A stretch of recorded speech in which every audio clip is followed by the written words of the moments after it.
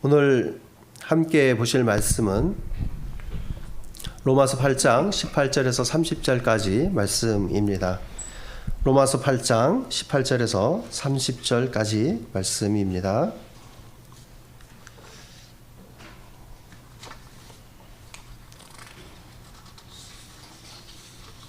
다 찾으셨으면 한 절씩 서로 교독하고 마지막 30절은 같이 합독하도록 하겠습니다. 생각하건대 현재의 고난은 장차 우리에게 나타날 영광과 비교할 수 없도다. 피조물이 고대하는 바는 하나님의 아들들이 나타난 것이니 피조물이 허무한데 굴복하는 것은 자기 뜻이 아니요 오직 굴복하게 하시는 이로 말미암음이라. 그 바라는 것은 피조물도 썩어짐의 종로로 탄 데서 해방되어 하나님의 자녀들의 영광의 자유에 이르는 것이니라. 피조물이 다 이제까지 함께 탄식하며 함께 고통을 겪고 있는 것을 우리가 아느니라. 그뿐 아니라 또한 우리 곧 성령의 처음 익은 열매를 받은 우리까지도 속으로 탄식하여 양자될 것 곧 우리 몸의 속량을 기다리느니라. 우리가 소망으로 구원을 얻었음에 보이는 소망이 아니니 보는 것을 누가 바라리요. 만일 우리가 보지 못하는 것을 바라면 참음으로 기다릴지니라. 이와 같이 성령도 우리의 연약함을 도우시나니 우리는 마땅히 기도할 바를 알지 못하나 오직 성령이 말할 수 없는 탄식으로 우리를 위하여 친히 간구하시느니라. 마음을 살피시는 이가 성령의 생각을 아시나니 이는 성령이 하나님의 뜻대로 성도를 위하여 간구하심이니라. 우리가 알거니와 하나님을 사랑하는 자 곧 그의 뜻대로 부르심을 입은 자들에게는 모든 것이 합력하여 선을 이루느니라. 하나님이 미리 아신 자들을 또한 그들의 형상을 본받게 하기 위하여 미리 정하셨으니 이는 그로 많은 형제 중에서 맏아들이 되게 하려 하심이니라. 같이 읽겠습니다. 또 미리 정하신 그들을 또한 부르시고 부르신 그들을 또한 의롭다 하시고 의롭다 하신 그들을 또한 영화롭게 하셨느니라. 아멘.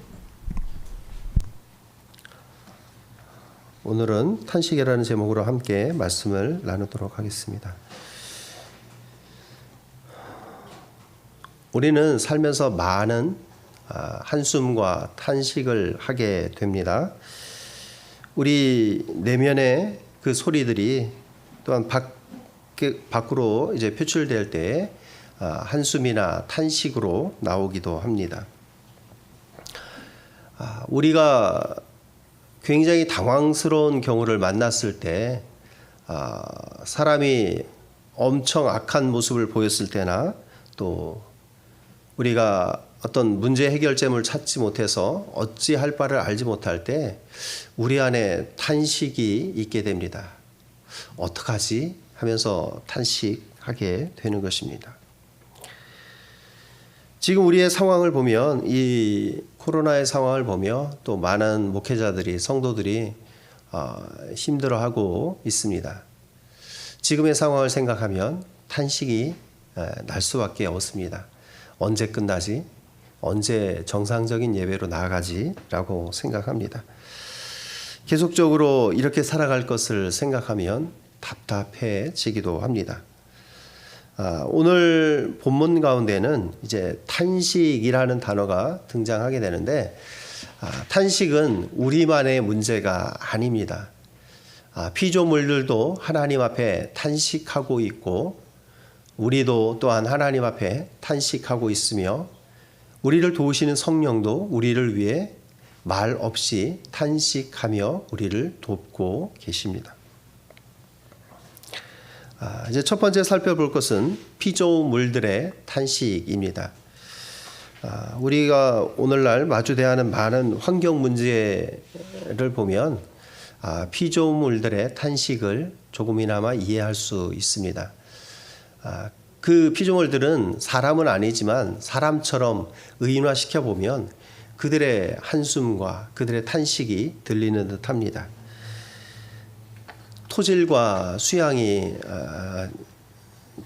땅과 물이 오염되고 있습니다. 불법 폐기물을 정상적인 값보다 싸게 버림으로써 쓰레기 산이 등장하기도 합니다. 알고 있는 발리라는 아름다운 섬에도 비가 온 뒤에 많은 쓰레기들이 몰려와 해변가가 쓰레기로 가득한 장면들이 또 매체들을 통해서 보여지기도 합니다. 동물이 죽은 그 사체 안에 마지막으로 남는 것은 썩지 않는 그 플라스틱 종류가 그들의 죽음이 어떠한 죽음의 원인이 무엇인지를 보여주기도 합니다. 이 고통받는 피조물의 모습은 우리 인간들에게 책임이 있음을 보여주는 장면입니다. 언제부터 이렇게 피조물들이 우리 때문에 고통을 받게 되었을까요? 그 시점은 인간의 타락 이래입니다. 인간이 타락함으로 하나님 앞에 범죄하였을 때 인간이 저주를 받게 되는데 그 저주 가운데는 피조물들도 함께 저주받게 되는 것을 봅니다.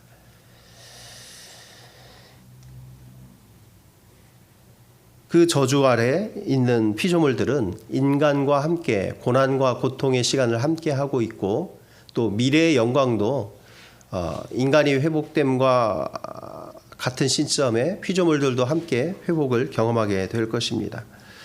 저주의 결과로 어떤 일들이 생겨났습니까? 가시와 엉겅퀴가 땅에 생겨나고 인간이 음식을 먹고 살기 위해서는 땅을 기경하고 경작해야 되는 그런 일들이 있어야 되게 되었습니다. 성도들은 하나님의 상속자입니다. 양자며 상속자입니다.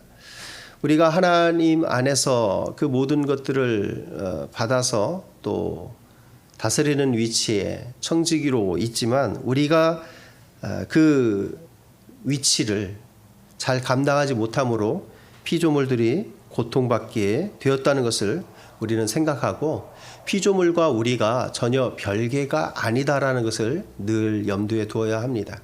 하나님께서는 우리에게 다스리라, 정복하고 다스리라 라는 사명을 주셨는데 우리가 그것을 잊어버리고 그것을 우리의 욕심을 따라 무분별하게 사용함으로 또 피조물들도 또 고통받고 그들은 탄식하고 있는 것입니다. 지금도 그 죄로 인한 결과들이 이어지고 있는 상황입니다. 동물의 세계는 약육강식의 법칙이 지배를 합니다. 강한 동물만이 살아남고 강한 존재만이 살아남는 그런 법칙이 지금 지배적이다라는 것입니다. 아까 말씀드린 그 인간이 버린 쓰레기들로 고통받는 것, 그런 것들도 죄로 인한 결과입니다. 결국은 이런 것들이 보면 인간의 욕심 때문이다라는 것을 알 수 있습니다. 나는 어떻게든 이 자본주의 사회에서 나는 많이 벌면 돼라는 생각으로 환경이나 그 밖의 문제들 뒤처리는 생각하지 않습니다. 더 많은 고기를 먹고자 동물들을 사육합니다. 결국은 이 많은 동물들이 원래 유지되는 개체수보다 더 많은 동물들이 발생시키는 것이 있습니다. 그것은 동물들의 메탄가스입니다. 동물들이 이제 끼는 먹고 소화시키면서 내는 그 메탄가스, 소위 말해서 방구 개념입니다. 그 방구가 끼면 얼마나 끼겠어라고 생각하는데 그 개체수가 엄청나게 많기 때문에 자동차의 배기가스보다 더 큰 영향을 지구 가운데 주고 있습니다. 지구의 온실가스의 주범 중에 하나입니다. 그리고 우리는 고기뿐만 아니라 우리가 쉽게 먹을 수 없는 우리 지역에서는 나지 않는 그런 식물이나 과일을 가지고 또 섭취하기 위해서 지구 반대편에서 많은 에너지를 들여서 우리의 지역으로 가져옵니다. 지역 농산물이 아닌 이런 다른 나라의 아보카도나 또 우리가 먹을 수 없는 그런 또 좀 희귀한 것들을 가져오는 데에는 많은 탄소 발자국이 남게 됩니다. 비행기로 온다고 해도 또 기름이 들어갈 것이고 바다로 온다고 할지라도 그 연료가 소비되어야 합니다. 이 모든 상황들을 보면 예나 지금이나 사람이 관리자로서 청지기로서 우리의 사명을 올바로 감당하지 않기 때문에 피조물들이 고통받고 있는 것입니다. 에덴 동산의 모습은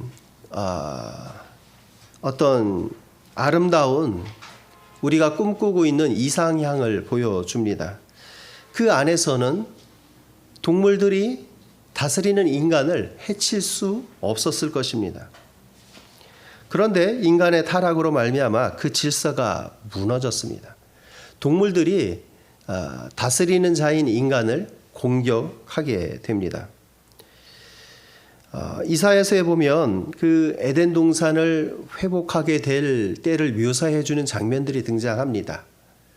이리와 어린 양이 함께 뛰놉니다. 함께 풀을 먹고 함께 뛰놉니다. 서로 잡아먹는 위치에 있지 않다는 것을 보여줍니다. 인간의 타락으로 그 질서가 무너지게 되었다는 것입니다. 인간을 공격하지 않고 서로가 화평하게 지내던 그 동물들이 깨어진 질서 가운데 공격하고 또 해치고 그런 일들이 발생하게 된 것입니다. 사자들이 소처럼 그 풀을 뜯어먹는 그 상황들이 있을 것입니다. 그리고 그 안에서는 또 뱀도 사람을 해치기보다는 흙을 먹고 살아갈 것을 보여줍니다. 이렇게 회복될 그 에덴 동산보다 더 낮게 회복될 영광을 말씀으로 보여주고 있는 것입니다. 아주 이상적인 에덴 동산보다 더 이상적인 그 새하늘과 새 땅이 펼쳐질 것을 성경은 말씀해 주는 것입니다. 피조물들이 허무한 데에 굴복했다라고 성경은 지금 말씀합니다. 왜 그들이 허무한 데 굴복하게 되었습니까? 주인이 아닌 것에 그들이 엎드리게 되었다라는 것입니다. 20절 말씀에 보면 피조물들이 허무한 데 굴복하는 것은 자기 뜻이 아니요 오직 굴복하게 하시는 이로 말미암았다라고 말씀합니다. 인간은 청지기로 위임받았지만 만물의 통치자는 하나님이십니다. 하나님이 인간의 타락 이후에 피조물들도 그 허무한 것들, 허무한 권세들의 실제적인 주인이 아닌 것들에 굴복하는 상황 가운데로 허용하셨습니다. 사탄이 주인이 아닌데 주인 행세를 하고 있습니다. 사람들의 죽음과 그 연약함을 가지고 마치 주인처럼 행세하고 있는 것입니다. 예수님을 시험한 사탄이 예수님에게 제안한 것을 보면 나에게 경배하면 내가 모든 것을 주겠다라고 합니다. 자신이 모든 것의 주인이 아닌데 마치 주인인 것처럼 거짓 행세하는 것이 사탄입니다. 피조물들은 새하늘과 새 땅을 탄식하며 고대하고 있습니다. 도래하기를 소망하고 있는 것입니다. 피조물들에게 소망이 있다면 하나님의 아들들이 옛날보다 더 나은 모습으로 회복되기를 바라고 있습니다. 만물이 회복되는 그날이, 하나님의 아들들이 나타나는 그날이 그들에게는 해방의 날입니다. 얽매였던 것에서 노연하게 되는 그날입니다. 이 피조물들의 운명은 누구의 손에 달렸습니까? 사람들의 손에 달려 있다는 것입니다. 그들과 우리는 운명을 같이 하고 있습니다. 인간의 범죄로 고통받는 데 가운데 나아갔고 인간의 회복으로 말미암아 회복되어지게 될 어떻게 보면 같은 운명 공동체적인 부분이 있습니다. 우리가 이제 코로나를 바라볼 때도 이것을 뭐 지긋지긋하다라고 생각하기보다는 이것도 하나의 피조물들의 탄식이 아닐까라고 생각함도 좋을 것입니다. 지구의 공기가 코로나 이후로 맑아졌다라고 합니다. 그리고 사람이 사는 수상가옥 근처에 그 물들도 깨끗해지고 또 전에는 살 수 없었던 물고기들이 다시 헤엄치는 모습이 사진으로 보여집니다. 짐승들이, 동물들이, 새들이, 물고기들이, 많은 생물들이, 피조물들이 인간 때문에 고통받다가 잠시나마 자유와 해방을 만끽하는 것처럼 보여집니다. 이 피조물들의 탄식을 해결하기 위해서는 우리가 탄식하며 우리의 처지와 상황을 하나님 앞에 내어놓고 이것을 벗어나 하나님 앞에서 온전히 해결받기를 위해 간구해야 할 것입니다. 그래서 이제 피조물들의 탄식은 우리 성도들의 탄식으로 나아가게 됩니다. 성도들은 양자, 상속자입니다. 하나님 나라를 물려받고 그 안에서 살아갈 자들입니다. 그러나 지금 우리의 삶은 어떻습니까? 하나님의 그 영광의 나라를 바라보며 나아가지만 우리는 고난 가운데 이 땅을 살아가고 있습니다. 많은 탄식 가운데, 어려움 가운데 우리도 지내고 있는 것입니다. 18절 말씀해 보면 현재의 고난은 장차 우리에게 나타날 영광과 비교할 수 없다라고 말씀합니다. 우리가 이 땅에서 받는 고난과 어려움은 미래 하나님 나라에서 영광에 비하면 가벼운 것이다 라고 말씀합니다. 영광은 무겁고 우리의 고난은 가볍다라고 성경은 말씀해 주는 것입니다. 우리의 구원은 이미 이루어졌지만 아직 완성되지 않은 미래를 향해서 나아가는 과정에 있습니다. 이 성화의 과정은 우리에게 고통스럽고 힘들 수 있습니다. 저절로 탄식이 나올 수밖에 없는 상황입니다.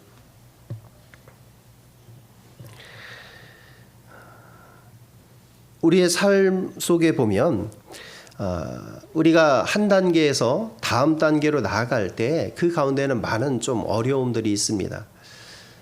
직장에서 보면 진급을 앞둔 사람, 이 직급에서 다음 직급으로 올라가기 위해서 얼마나 많은 수고를 해야 되는지 모릅니다.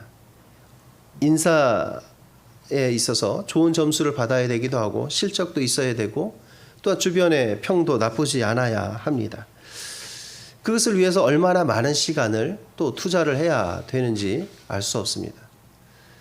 월세를 살던 사람은 전세로 가기 위해서 얼마나 돈을 모아야 되고 아껴야 되는지 압니다. 마구마구 써서는 다음 단계로 넘어갈 수 없습니다. 전세인 사람은 자가가 되기까지 또 힘든 과정을 겪어야 합니다. 우리는 구원받은 자로서 구원의 그 성화의 과정들을 밟아가며 영화에 이르기까지는 우리가 이 땅 가운데 포기해야 될 것들이 많이 있습니다. 우리의 욕심을 내려놓아야 되고 하나님의 뜻에 맞추어 사는 것은 결코 쉽고 녹록한 문제가 아닙니다. 우리의 삶은 즐거움만으로 가득한 것은 아니다라는 것을 분명히 생각해야 합니다. 영광을 맛보기 전에는 고난이, 어려움이 늘 우리와 함께합니다. 작은 회사가 큰 회사가 되기 위해서는 벌어들이는 수입을 온전히 다 쓸 것이 아니고 또 투자를 해서 더 나은 기술로 다음 단계 제품들을 만들어내고 또 테스트해보고 사람들의 반응도 살펴야 합니다. 그 과정은 굉장히 고통스러울 수 있습니다. 자금난에 허덕이다가 어느 순간 한순간에 또 위기가 닥칠 수도 있기 때문입니다.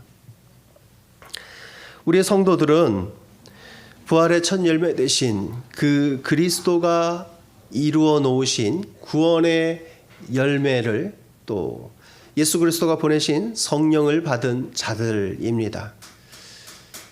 우리는 그 예수 그리스도를 바라보며 닮아가야 되는 자들입니다.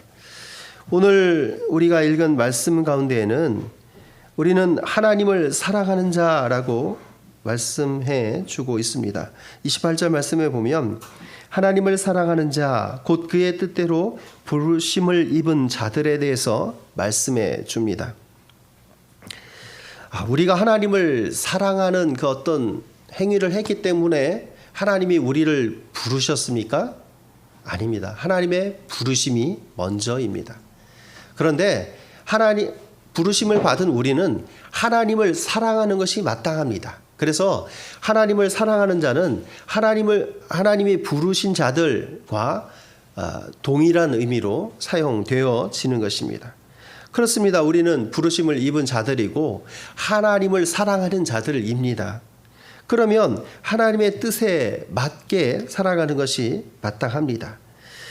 오늘 29절, 30절 말씀은 조직신앙에서 이제 많이 얘기하는 중요한 내용들이 다 들어가 있습니다. 하나님이 우리를 미리 아셨다, 미리 정하셨다, 우리를 부르셨다, 의롭게 하셨다, 영화롭게 하신다라는 그 모든 내용이 이 안에 들어가 있습니다. 물론 성화라는 내용이 여기에 등장하지는 않지만 성화는 영화로 나아가는 첫 출발점이고 성화의 완성이 영화이기 때문에 성화라는 말이 없어도 우리는 그것을 넣어서 생각할 수 있습니다. 하나님은 우리를 미리 아셨다라고 말씀합니다. 성도들을 미리 아셨다라고 말씀하는데요. 하나님이 그리스도인들 또는 이스라엘 사람들 외에 다른 사람들은 몰랐을까요? 아셨습니다. 다른 많은 민족 모든 사람들을 하나님이 아셨는데 왜 성도들에 대해서 미리 아셨다라고 표현하냐면 이 미리 아셨다라는 것이 단순히 아는 지식의 문제가 아니라 관계의 문제를 포함하고 있기 때문입니다. 성도로 부르실 자들을 하나님께서는 그들과 관계를 가지신다라는 것을 보여줍니다. 단순히 아는데 그치지 않고 그들을 자녀로 받아들이고 그들에게 하나님의 은혜를 부어주시는 그런 아심, 관계의 측면이라는 것입니다. 그래서 우리는 그리스도를 믿게 됨으로 하나님의 형상을 받은 자들이기 때문에 우리는 하나님의 자녀로 살아갑니다. 그런데 우리가 하나님의 자녀로 하나님의 형상을 입고 살아가지만 이것이 완성된 형태는 아닙니다. 우리는 완전히 하나님의 자녀라고 부르기에는 뭔가 아직 우리 안에 부족함이 있음을 깨닫게 됩니다. 그래서 우리는 믿음의 눈 가운데 하나님의 나라를 소망하며 그 형상을 닮아가고 있는, 본받아가고 있는 과정 중에 있는 자들입니다. 우리는 눈에 보이는 것만을 소망하지 않습니다. 눈에 보이지 않는 것을 소망하는 것이 참 믿음의 소망입니다. 이 땅 가운데 보이는 것만을 소망하는 사람들은 물질이 다인 것처럼 살아갑니다. 그것을 이제 유물론이라고 합니다.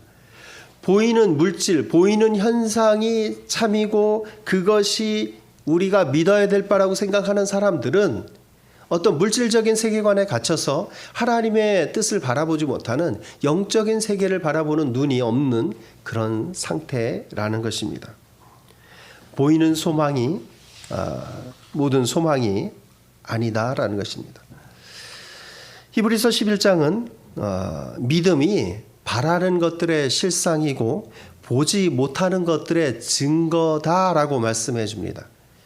보지 못하는 것들, 소망하는 것들의 어떤 증거가 믿음입니다. 우리는 믿음 가운데 살아가지만, 소망 가운데 살아가지만 참는 것을, 인내하는 것을 힘들어합니다. 우리는 탄식하면서 기다릴 줄 알아야 합니다. 어떤 눈에 보이는 결과를 빨리 얻기 위해서 애쓰기보다는 하나님의 때를 기다리고 하나님의 일하심을 우리 삶 가운데 충분히 경험할 수 있어야 합니다. 너무 조급한 측면이 없지 않습니다. 예수님은 하나님의 구원 사역을 이루기 위해서 이 땅 가운데 많은 날들을 기다리셨습니다. 30여 년의 세월을 이 땅 가운데 인간으로 사시고 공적인 생애는 3년에 불과합니다. 예수님도 기다리셨고 바울도 자신에게 주어진 때로 선교사로 나아가기 전에 또 광야의 시간을 거쳤습니다. 묵상의 시간을 거쳤습니다. 우리에게 인내가 필요합니다. 우리는 탄식하면서도 하나님의 것들을 바라보며 기도하며 나아가야 합니다. 우리에게는 영광의 신학을 바라보기보다는 고난의 고통의 신학도 필요합니다. 고난 가운데 성장하고 하나님의 뜻을 발견하게 되고 하나님을 닮아갈 수 있기 때문입니다. 우리는 어려운 일들이 닥치면 그 가운데 왜 하나님께서 내게 이런 시련을, 이런 고통을 허락하시지? 왜 이런 것들이 내게 임했는지 힘들어합니다. 우리는 그 가운데에도, 탄식하는 가운데에도 기도를 멈추지 않아야 합니다.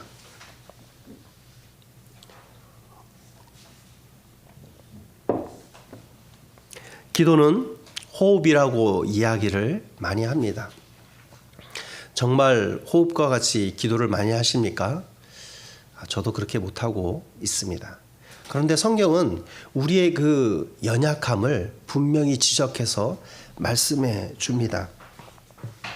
26절 말씀 같이 보겠습니다. 같이 읽겠습니다.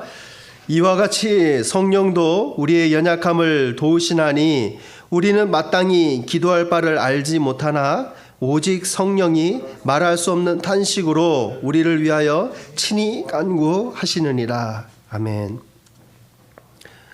우리에게 이런 솔직한 고백이 있기를 축복합니다. 하나님 앞에, 하나님, 지금 제가 뭘 구해야 될지 모르겠어요. 이런 솔직한 고백이 필요합니다. 인간은 자신이 구할 바를 알지 못할 수 있다는 것입니다. 기도할 바를 알지 못하지만 성령이 도우시면 또 성령이 우리의 간구를, 우리가 입 밖으로 내지 않은 간구까지도, 마음속에 간구하는 것도 하나님의 뜻에 맞추어 간구해 주신다라고 말씀하고 있는 것입니다. 이성적인 사람이라면 더 인정하기 힘들 것입니다. 나는 똑똑한데 왜 기도할 내용을 내가 모른다고? 라고 생각할 수 있습니다. 그러나 우리에게 부족한 부분을 인정하며 나아갈 때 성령님은 우리를 기꺼이 도와주실 것입니다. 논어의 위정편에 보면 이런 표현이 있습니다. 지지위 지지, 부지위 부지, 시지야 라는 표현이 있습니다. 아는 것을 안다고 하고 모르는 것을 모른다고 하고 그렇게 말하는 것이, 그것이 참으로 아는 것이다 라는 표현입니다. 저는 우리의 삶이 하나님 앞에서 우리 스스로가 나는 하나님을 잘 알아, 나는 기도할 내용이 뭔지, 내게 필요한 것이 무엇인지 잘 알아 라고 하는 것은 우리에게 있어 교만이다 라고 생각합니다. 우리는 우리에게 필요한 것이, 정말 필요한 것이 무엇인지 모를 때가 너무나 많습니다. 어떤 사람이 직장에서 해고됐다면 그 사람은 자신에게 임한 것이 이 고통이고 고난스럽고 이것이 힘들다라고 생각합니다. 그런데 하나님의 뜻에 비추어 보면 그가 당하는 고통이 사실은 그 사람을 사랑해서 그가 받을 영향과 그가 나쁘게 될 그 모든 위험으로부터 그를 차단한 것이라면 그 해석은 정반대로 바뀌어야 합니다. 하나님께서는 요셉이 당하는 고난을 통해서 그 가족의 구원을 준비해 놓으셨습니다. 요셉이 당하는 입장에서 또 그의 형들이 의도한 바는 요셉이 못되게 하는 것이었고, 요셉은 억울할 만도 했지만 하나님은 그 모든 것을 선으로 바꾸어 주셨습니다. 많은 사람들이 악을 의도했지만 하나님의 선은 그것을, 결과를 바꾸어 버렸습니다. 우리는 우리에게 있어야 될 것이 이것이다라고 생각하지만 하나님이 보시기에는 이것이 없어야 너희가 살 수 있다라고 생각하실 수도 있다는 것입니다. 우리의 성령의 인도함을 받는 성도들은 우리 안에 탄식하며 나아갈 때 애통함이 또한 있어야 합니다. 탄식하다 보면 어떤 내용들을 인해서 우리가 탄식해야 되냐면 우리 안에 있어야 될 것이 없을 때 우리는 탄식해야 합니다. 애통해야 합니다. 우리 안에 없어야 될 것이 또한 있을 때 우리는 탄식하고 애통해야 합니다. 마태복음 5장 가운데 팔복의 말씀이 있습니다. 애통하는 자는 복이 있나니. 왜 애통합니까? 우리 안에 없어야 될, 하나님의 사람으로서 가지지 말아야 될 죄의 모습이, 또 시기의 마음이, 욕심이 가득할 때 우리는 애통해야 합니다. 하나님, 이거 없어야 되는 거 아닙니까? 라고 간구할 수 있어야 될 것입니다. 그것을 깨닫게 해주신 분이 누구냐면 성령님이십니다. 그래서 우리는 성령의 탄식으로 나아가야 됩니다. 우리에게 있어야 될 믿음과 소망과 또 하나님을 향한 사랑이 가득해야 되는 그 모든 것들이 부족할 때 성령님은 우리 안에 그것들을 채워주실 수 있는 분이십니다. 우리를 이끌어 하나님 앞으로 이끌어 가시는 분이 성령님이십니다. 그 세 번째, 성령의 탄식으로 나아갑니다. 성령님은 중간에서 양쪽을 다 살피시는 분입니다. 하나님의 뜻에 어떤 것이 합당한지를 아십니다. 또 인간의 간구가 무엇인지 아시는 분이십니다. 그래서 우리의 간구를 하나님의 뜻에 맞게 우리에게 간구할 것들을 일러주시고 또 하나님의 뜻에 맞추어 우리가 빌지 못하는 것도 하나님 앞에 간구하시는 분이 성령님이십니다. 성령님은 중간에서 우리의 연약함을 도우시며 또한 우리의 모든 짐을 덜어주시는 분이십니다. 넘어져 있는 우리를 일으켜 세워주시고 또한 우리를 든든히 서 있게 만들어 주시는 분이십니다. 성령님은 우리가 강할 때 내버려 두고 연약할 때만 도우시는 분일까요? 그렇지 않습니다. 우리는 항상 연약한 상태를 벗어날 수 없는 존재이기 때문에 성령님은 늘 우리에게 있어 돕는 분으로 함께 하십니다. 우리에게는 때로 강하고 때론 연약한 것이 아니라 때로 연약하고 때로 더 연약한 상태가 있을 뿐입니다. 성경에서는 아내를 돕는 그 남편의 역할에 대해서 이제 말해줄 때 더 연약한 아내라는 표현이 나옵니다. 남편도 약하지만 더 연약한 아내를 도와야 되는 것이 남편의 역할이다라고 말씀해 주는 것입니다. 우리는 육체적으로도 너무나 연약함을 경험합니다. 마음에는 소원하는데 그것을 행하지 못할 때 있습니다. 우리의 연약함은 다른 사람의 아픔에 공감하지 못할 때도 많습니다. 우리의 연약함은 하나님의 뜻을 바라보지 못할 때도 너무나 많습니다. 하나님의 뜻이 분명히 눈앞에 있는데 우리의 눈이 가리워져 그것을 바라보지 못할 때 우리는 그 연약함 가운데 성령님의 도우심을 구해야 합니다. 우리는 빌바를 알지 못하지만 기도 가운데 삼위 하나님이 함께 하시는 것을 바라볼 수 있어야 합니다. 성령의 도움으로 또 성자 되신 예수 그리스도의 이름을 힘입어 또 하나님 앞으로, 성부 하나님 앞으로 나아갑니다. 하나님 앞에서 우리의 죄인됨을 철저히 자각해야 합니다. 그래야 겸손함 가운데 성령님의 도우심을 간구할 수 있습니다. 하나님이 우리를 미리 정하셨지만 우리가 아무것도 하지 않아도 된다는 것을 의미하는 것은 아닙니다. 미리 정하셨지만 그 정하신 그 뜻이 우리가 아무런 받을 가치가 없었음에도 우리에게 정하여 주신, 불러주신 그것이기 때문에 우리는 그것을 겸손함으로 하나님 앞에 인정하고 나아가야 합니다. 성령 하나님은 우리 인간의 뜻을 일방적으로 하나님에게 전달하는 분이 아니십니다. 성령 하나님은 하나님의 뜻을 아시기에 그 하나님의 뜻에 맞게 구하시는 분이십니다. 성령님은 우리를 도우시며 우리를 위해 간구하시며 또한 하나님의 뜻에 따라 간구하시는 우리에게는 꼭 필요한 분이십니다. 하나님의 뜻은 우리 안에 모든 것이 합력하여 선을 이루게 하십니다.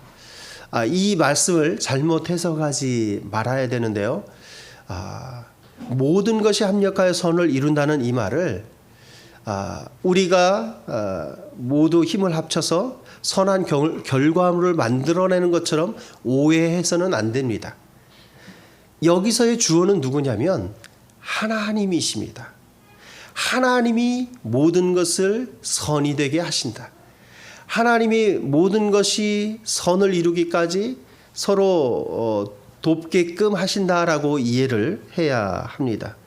우리가 어떤 우리의 작은 힘을 모으고 모아서 하나 되어서 어떤 하나님의 뜻을 완성하는 그런 모습이 아니다라는 것입니다. 하나님 스스로가 그 일을 하십니다. 우리는 거기에 따라가면 됩니다. 성령이 이끄시는 대로 따라가다 보면 그곳이 하나님의 뜻이 있는 곳입니다. 하나님은 우리의 잘못된 의도들도 선한 결과로 바꾸시는 그런 것이 아니라 우리는 잘못 의도했지만 하나님이 이끄신다면 우리는 그 잘못됨을 버리고 하나님의 선하심을 닮아가게 되는 것입니다. 우리는 우리의 모든 것이 물질적인 관점으로 많이 바라보기 때문에 우리가 어떤 것을 잃거나 어떤 것에 실패했을 때 하나님은 이것도 좋은 것으로 바꾸실 거야라 하며 더 나은 어떤 물질적인 것을 보통 기대합니다. 그러나 우리가 영적인 하나님의 사람들이라면, 성도들이라면 우리가 잃은 그것이 정말 우리에게 필요했던 것인가? 내가 잃은 그것으로 인해 내가 영적으로 진보했는가, 영적으로 퇴보했는가를 살펴보는 것이 더 필요합니다. 우리가 물질을 잃었을지라도, 우리가 무언가를 잃었을지라도 오히려 그것을 통해 하나님 앞에 나아갈 수 있고 하나님과 교통할 수 있고 하나님의 도우심을 더 기대하고 하나님의 뜻을 더 바라볼 수 있게 되었다면 우리는 그것 가운데서 하나님의 선하심을 발견한 자들입니다. 말씀을 맺겠습니다. 우리의 일상의 삶에서 피조물의 탄식을 줄이며 살아가는 여러분들이 되시기를 축복합니다. 우리의 일상의 삶 가운데서 조금 더 조심한다면 우리는 하나님이 주신 그 피조물들을 잘 관리하며 살아갈 수 있는 자들입니다. 우리는 성도로서 탄식 가운데 애통하며 하나님 앞에 기도로 나아가야 합니다. 우리 안에 날마다 애통함이 있기를 축복합니다. 그냥 슬퍼서 우는 것이 아니라 우리에게 있어야 될 것이 있지 않음으로 인해서 애통해하고 우리 안에 없어야 될 것들이 가득함으로 인해 그것으로 애통하며 탄식하며 하나님 앞에 호소하는 여러분이 되시기를 축복합니다. 그리고 성령님의 말 없는 탄식 가운데, 우리 말 성경은 말할 수 없는 탄식으로 표현되어졌지만 많은 학자들은 말 없는 성령님의 탄식이다라고 표현하기도 합니다. 성령은 그 탄식하는 가운데 우리가 하나님의 뜻에 맞게 살아갈 수 있도록 우리를 이끌어 가십니다. 우리는 따라가면 됩니다. 한 주간도 우리가 성령의 인도함을 받아 피조물들을 생각하고 우리의 위치를 생각하고 하나님의 뜻을 생각해보며 살아갈 수 있는 여러분들 되시기를 축복합니다. 기도하겠습니다. 하나님, 우리의 연약함과 우리의 처지를 너무나 잘 압니다. 자랑할 것 없는 우리지만 하나님이 자녀 삼아 성도로 미리 정하심을 인해 감사합니다. 우리를 불러주심에 감사합니다. 우리를 아시고 우리를 그 하나님과의 자녀의 관계로, 양자의 관계로, 상속자의 관계로 이끌어 주시니 감사합니다. 그 은혜를 인하여 날마다 감사함으로 살게 하여 주옵시고 우리가 이 땅에서 당하는 고난이 영원한 영광에 비하면 아무것도 아님을 날마다 기억하고 또 하나님의 은혜 안에 살아가게 하여 주시옵소서. 오늘도 주님의 인도를 따라 살기를 원하고 한 주간도 주님의 은혜 속에 잠기기를 소망하며 감사드리고 이 모든 것 예수 그리스도의 이름으로 기도합니다. 아멘. 찬송 50장